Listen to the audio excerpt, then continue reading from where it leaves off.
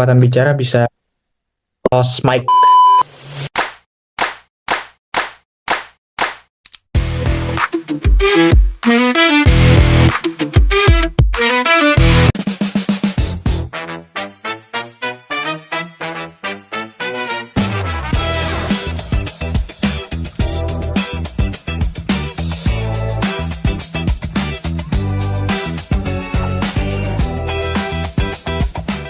Selamat menyaksikan. Halo semuanya, selamat datang di podcast kami. Sebelumnya nih, perkenalkan nama saya Adolf Aroni Bualazebua selaku moderator di podcast hari ini. Apa kabar nih teman-teman hari ini? Semoga teman-teman semua dalam keadaan sehat dan semangat menjalani aktivitas. Dan di podcast ini tentunya di era sekarang kita sering mendengar nih istilah energi bersih, kendaraan listrik, hingga net zero emission. Apa sih net zero emission itu? Dan tentunya ini menjadi isu yang sering dibahas karena perubahan iklim ini sudah mulai kita rasakan. Mulai dari cuaca yang semakin tidak menentu, suhu bumi yang meningkat, hingga berbagai bencana yang berkaitan dengan lingkungan. Salah satu sektor yang memiliki peran penting dalam upaya mengurangi emisi adalah sektor transportasi nih. Dan sebagai negara kepulauan dengan aktivitas transportasi darat, laut, dan udara yang sangat tinggi, Indonesia tentu menghadapi tantangan sekaligus peluang besar dalam mewujudkan sistem transportasi yang lebih ramah lingkungan. Nah, pada episode kali ini kita akan mengangkat tema nih teman-teman. Transisi energi transportasi. Dan mampukah Indonesia menuju net zero emission? Kita akan membahas sejauh mana kesiapan Indonesia, langkah-langkah yang sudah dilakukan, dan tantangan yang masih kita hadapi, hingga peran generasi muda dalam mendukung terwujudnya target tersebut. Dan tentunya saya nggak sendiri nih sebagai host. Saya sudah menghadirkan beberapa narasumber, dan ada 4, yang akan bagi pandangan ke teman-teman semua, dan memberikan pengetahuan mengenai topik yang akan kita bahas. Dan sebelum kita masuk ke dalam topik, kita sapa terlebih dahulu yuk narasumber pertama kita, Mas Arief Bagus. Bagaimana Mas Arief kabarnya? Halo, selamat pagi, Bang. Kabar baik, Alhamdulillah. Halo, selamat pagi Mas. Baik, senang dengarnya. Lalu kita ke narasumber kita yang kedua, Mbak Benetasha Putri. Bagaimana Mbak kabarnya? Ya Mas Aldo, baik saya Mas. Oke, baik. Udah sarapan Mbak? Udah Mas. Oke, udah. Lupa tuh tadi Mas Arief saya tanyain belum sarapan kayaknya. Oke, yang ketiga Mas Devrian Yusuf. Mas, gimana Mas kabarnya? Alhamdulillah sehat banget, Mas. Sehat banget. Udah sarapan Mas? Alhamdulillah udah 2 porsi. Wih, boleh lah. Oke, yang terakhir kita Mas Rehan. Bagaimana Mas Rehan kabarnya, sehat? Alhamdulillah sehat Mas Adolf. Alhamdulillah sehat. Kok lemes Mas? Belgia kalah ya semalam? Waduh. Waduh. Oke, baik. Kita langsung masuk ya teman-teman ya ke dalam segmen diskusi yang dimana saya akan mulai dari narasumber 1, Mas Arief. Sebenarnya Mas Arief, apa sih Mas yang dimaksud dengan net zero emission? Karena banyak nih orang yang sering mendengar istilah ini, tapi belum tentu paham nih Mas dengan arti dari net zero emission. Boleh Mas Arief kita dikasih pencerahan dulu nih tentang net zero emission?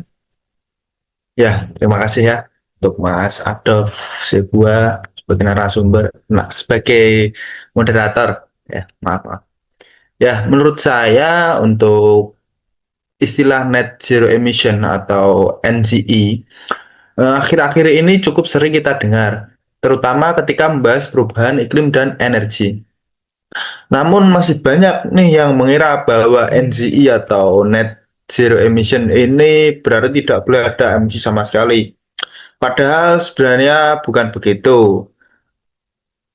Net zero emission ini adalah kondisi ketika jumlah gas emisi rumah kaca yang kita hasilkan seimbang dengan jumlah emisi yang berhasil dikurangi atau diserap kembali. Misalnya melalui penggunaan energi bersih, efisiensi energi, atau penyerapan karbon oleh hutan dan teknologi lainnya. Jadi emisi masih bisa ada, tetapi jumlahnya tidak lagi menambah beban bagi lingkungan. Mengapa hal ini demikian? Mengapa hal ini penting ya? Karena dampak perubahan iklim ini sudah mulai kita rasakan dalam kehidupan sehari-hari, yang mana cuaca menjadi lebih tidak menentu ya atau stabil. Terus kemudian suhu udara mulai memanas, kejadian banjir, kekeringan di mana-mana, bahkan kenaikan permukaan air laut juga mengancam wilayah pesisir kita. Yang mana kalau kondisi ini terus berlanjut, dampaknya tentu akan dirasakan oleh generasi sekarang maupun generasi yang akan datang. Terus kemudian karena itulah banyak negara, termasuk Indonesia, mulai melakukan transisi energi dari penggunaan energi fosil menuju energi yang lebih bersih dan berkelanjutan. Bahkan Indonesia sendiri menargetkan tercapainya net zero emission pada tahun 2060 atau lebih cepat apabila didukung perkembangan teknologi dan kerjasama dengan semua pihak. Demikian. Oke, Mas. Dari yang saya dengar dari Mas Arif ini khususnya sangat meng-highlight dari perubahan iklim. Dan yang kita tahu teman-teman semua di Eropa ini khususnya ini sedang terjadi suhu panas ekstrim. Dan tapi kalau kita lihat ya di Indonesia sendiri ini, bagi Mas Arif nih, apakah sektor transportasi ini memang memiliki kontribusi yang sangat besar, Mas, terhadap penyumbangan emisi? Ya, benar sekali, Mas. Sektor transportasi itu merupakan salah satu penyumbang emisi gas rumah kaca yang cukup besar di Indonesia. Hal ini karena sebagian besar kendaraan darat, laut, udara, bahkan pesawat masih mengandalkan bahan bakar fosil seperti bensin, solar, dan aftur. Yang mana semakin tinggi aktivitas transportasi, maka konsumsi bahan bakarnya juga semakin meningkat, sehingga emisi karbon yang dihasilkan kian menambah. Oleh karena itu, sektor transportasi menjadi salah satu fokus utama dalam menurunkan emisi.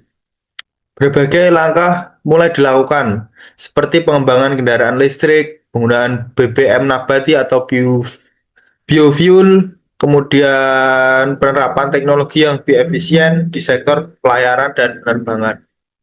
Semua upaya tersebut menjadi bagian dari proses transisi menuju sistem transportasi yang lebih ramah lingkungan. Ya, seperti itu, Mas. Oke, baik. Berarti kita bisa bilang bahwa transportasi ini sangat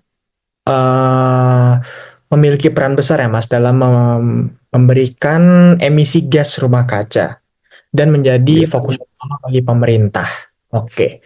Terima kasih Mas Arif atas jawabannya, cukup menarik nih Mas Arif. Berarti kita sekarang geser ke narasumber yang kedua, Mbak Benetasya.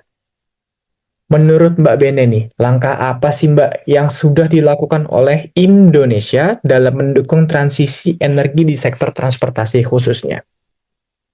Ya, siap Mas Adolf, saya mau menjawab. Jadi kalau kita lihat yang perkembangan beberapa tahun terakhir ini, pemerintah Indonesia ini sudah menunjukkan komitmen yang cukup kuat dalam mendorong transisi energi di sektor transportasi. Nah, salah satu langkah yang paling terlihat itu adalah percepatan penggunaan kendaraan listrik, baik itu motor maupun mobil, ataupun kendaraan operasional untuk transportasi umum maupun untuk instansi pemerintah. Nah, saat ini jumlah kendaraan listrik yang beredar itu terus meningkat. Seiring dengan adanya dari pemerintah, bantuan dari pemerintah seperti pembelian kendaraan listrik, terus juga pengurangan pajak hingga kemudahan industri untuk memproduksi kendaraan listrik di dalam negeri ini. Selain itu juga, Mas, pemerintah juga terus mendukung pembangunan stasiun pengisian kendaraan listrik umum atau yang disingkat SPKLU di berbagai kota dan juga jalur utama. Nah, penambahan infrastruktur ini sangat penting bagi masyarakat agar masyarakat merasa lebih nyaman dan tidak khawatir ketika menggunakan kendaraan listrik untuk perjalanan sehari-hari maupun perjalanan jarak jauh. Nah, di sisi lain juga Indonesia juga mendorong penggunaan energi yang lebih ramah lingkungan melalui program biodiesel. Nah, saat ini pemerintah telah menerapkan B35 dan secara bertahap mengembangkan program B40, yaitu bahan bakar solar yang dicampur dengan biodiesel berbahan baku minyak sawit. Nah, program ini tentunya mempunyai tujuan untuk mengurangi ketergantungan kita terhadap bahan bakar fosil, sekaligus memanfaatkan sumber daya alam yang dimiliki oleh Indonesia secara lebih optimal. Nah, selain memberikan manfaat bagi lingkungan, program ini juga dapat memperkuat ketahanan energi nasional karena mengurangi kebutuhan impor bahan bakar minyak. Kemudian juga pemerintah juga mulai mengembangkan penggunaan energi alternatif lainnya, dan itu juga masih tahap pengembangan. Juga regulasi juga disusun oleh pemerintah untuk mendukung di bidang energi besi. Yang ini juga mendorong industri otomotif transportasi ini untuk memproduksi kendaraan yang lebih efisien dan juga rendah emisi. Begitu, Mas. Oke, baik. Berarti bisa kita bilang juga selain mengandalkan energi listrik juga Indonesia ini juga mengembangkan khususnya seperti yang saya dengar tadi biodiesel ya Mbak ya. Biodiesel seperti B35 dan B40 yang dimana mencampurkan solar dengan biodiesel dari minyak sawit. Menarik, menarik, menarik. Berarti bisa kita bilang ya Mbak Bene kalau Indonesia ini tidak hanya mengandalkan kendaraan listrik. Benar? Iya, betul sekali Mas Adolf. Jadi kendaraan listrik ini memang bukan satu-satunya yang menjadi fokus utama, tetapi Indonesia juga memiliki potensi sumber daya alam yang sangat besar yang lainnya. Ya, pemerintah juga memanfaatkan pengembangan biodiesel tadi untuk mengembangkan energi alternatif lainnya dan memperkuat mendorong masyarakat untuk menggunakan teknologi yang lebih hemat energi dan juga ramah lingkungan. Nah, dengan pendekatan yang seperti tadi yang saya bilang, itu diharapkan sektor transportasi di Indonesia dapat menjadi lebih bersih lagi, terus efisien dan juga bisa berkelanjutan di masa depan. Gitu, Mas. Oke, baik. Berarti juga bisa kita bilang dengan melimpahnya sumber daya Indonesia ini, semua ini bisa kita eh, jadikan transisi energi ya Mbak ya. Seperti ternyata sawit ini bukan hanya bisa untuk menjadi minyak goreng, tapi